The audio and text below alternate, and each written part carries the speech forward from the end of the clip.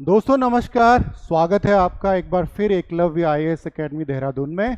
मैं प्रोफेसर नेगी आप लोगों से पुनः मुखातिब हूँ एक नए टॉपिक के साथ।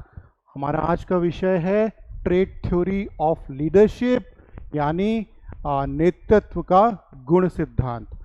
दोस्तों, जैसे कि आप सबको पता है कि प्रधानाचार्य विभागीय परीक्षा फरवरी 2026 में आयोजित होनी है और मुझे आशा है आप लोग उसके लिए तैयारी कर रहे होंगे और हमारा संस्थान आपको इस तैयारी में अभूतपूर्व योगदान दे सकता है। चलिए फिर मैं स्टार्ट करता हूं आज के अपने टॉपिक से।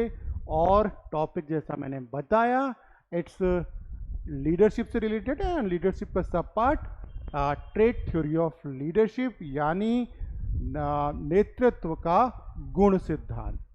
तो आरंभ करें तो सबसे पहली जो थ्योरी जो थॉमस कार्लाइल ने 1840 में दी थी, उसको कहते हैं the great man theory.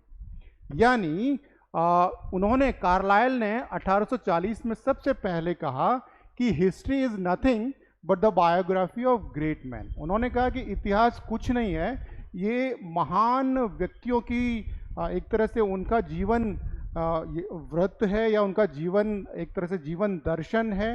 It is nothing more than the biography of great man. मतलब उनका कार्लाइल का कहने का मतलब था कि इतिहास को महान पुरुष बनाते हैं। यानी उन्होंने कहा कि नेता पैदा होते हैं, बनाए नहीं जाते। यानी वो ऑलरेडी उनके अंदर ऐसे कुछ गुण लेकर वो पैदा होते हैं, जन्म लेते हैं, उन्हें आप बना नहीं सकते। ठीक है, और इसे ही उन्होंने ग्रेट मैन थ्योरी कहा था। तो याद रखिएगा, ग्रेट मैन थ्योरी 1840 में थॉमस कार्लाइल ने दी थी। इसे हम कुछ उदाहरणों से समझते हैं, जैसे अलेक्जेंडर द ग्रेट, सिकंदर महान, उनके अंदर जन्म से ही कुछ गुण थे, जैसे साहस, जन्मजात साहस और युद्ध कौशल। तो इसने उन्हें महान एक राजा बनाया, सिकंदर महान बनाया। उसके अलावा नेपोलियन बोनापार्ट, उनके अंदर बिल्कुल करिश्माई सैन्य रणनीति और नेतृत्व क्षमता, जन्म से ही ये गुण उनके अंदर थे, जिन्होंने उन्हें महान बनाया। उसके अलावा महात्मा गांधी, सत्य और अहिंसा के प्रति उनकी अटूट निष्ठा बहुत बचपन से ही उनके अंदर भर भर कर थी, तो उन्होंने इन गुणों ने उन्हें महान बनाया। और इसी तरह हम सरदार पटेल जी को भी देख सकते हैं, उनके अंदर शुरू से ही, बचपन से ही, जन्म से ही कह सकते हैं कि दृढ़ निश्चय और कठोर निर्णय क्षमता थी। तो ये कुछ उदाहरण हैं जो कहीं ना कहीं we can relate it to the great man theory of Thomas Carlyle. तो यहाँ से हम शुरू करेंगे इस थ्योरी को, लेकिन अब हम थोड़ा सा इस थ्योरी को और आगे लेते हुए चलें। तो उसके बाद 1840 में तो ये थ्योरी आई, लेकिन 19वीं और 20वीं सदी में विद्वानों ने नेताओं के कुछ गुणों की सूची बनाई। विद्वानों ने नेताओं के कुछ गुणों की सूची बनाई। विद्वानों ने यह जानने का प्रयास किया कि एक व्यक्ति को नेता बनाने वाले गुण कौन से हैं। अब जब वो कहते हैं कि एक व्यक्ति को नेता बनाने वाले गुण कौन से हैं, तो वो गुण जन्मजात भी हो सकते हैं, वो गुण व्यक्ति सीख भी सकता है ना, व्यक्ति अर्जित भी कर सकता है। ठीक है, तो वो गुण हैं एक तो आत्मविश्वास, ईमानदारी, साहस, डिसीजन मेकिंग यानी निर्णय लेने की क्षमता और इफेक्टिव कम्युनिकेशन। तो इन गुणों जिन व्यक्तियों ने इन गुणों को सीखा, भले ही जन्मजात उनके अंदर ये नहीं थे, लेकिन उन्होंने इन गुणों को सीखा और उनके अंदर नेतृत्व क्षमता पैदा हो गई, तो वो भी अच्छे नेता बनते हैं। तो ये विद्वानों ने 19वीं और 20वीं शताब्दी में ये कॉन्सेप्ट दिया कि गुण जन्मजात नहीं होते, वो सीखे भी जा सकते हैं। ठीक है, जैसे अब्राहम लिंकन, जिनको हम ऑनेस्ट एब कहते हैं, तो उन्होंने दास प्रथा के खिलाफ नेतृत्व किया, ईमानदारी और साहस को सीखा और समय के साथ साथ वो एक महान नेता बने। रानी लक्ष्मीबाई, उनके अंदर वीरता, देशभक्ति, दृढ़ निश्चय, ये सब चीज़ें थी और उन्होंने युद्ध कौशल अपने राजशाही के समय उन्होंने सीखा और वे महान देशभक्त बनी, नेत्री बनी। उसके अलावा स्वामी विवेकानंद, आत्मविश्वास और प्रभावशाली वक्तृत्व क्षमता उनके अंदर उन्होंने अर्जित की अपने ज्ञान के द्वारा या अपने प्रयत्नों के द्वारा। फिर सुभाष चंद्र बोस कह सकते हैं, साहस और राष्ट्र के लिए समर्पण भाव उन्होंने समय समय पर अर्जित किया अपने ज्ञान के द्वारा।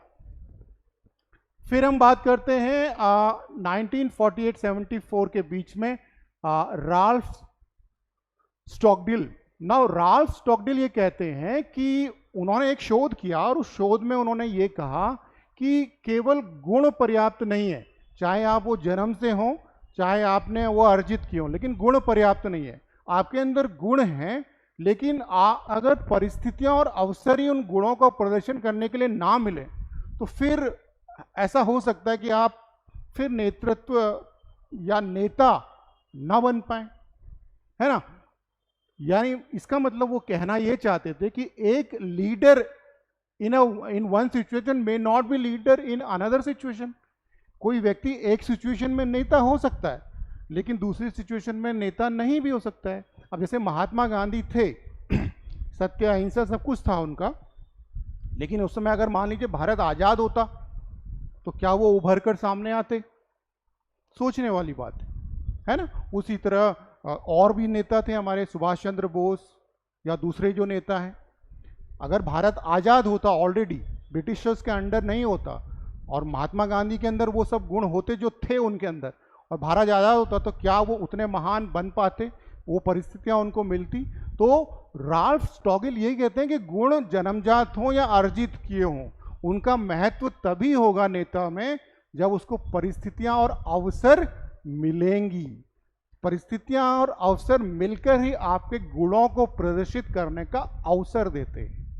ठीक है, तो जैसे चंद्रशेखर आजाद, उनके अंदर जन्मजात साहस था, गुण था, है ना, और स्वतंत्रता संग्राम की परिस्थितियों में जो परिस्थितियां और अवसर मिली उन्होंने उन्हें महान नेता बनाया, जैसे मैंने गांधी जी का बताया।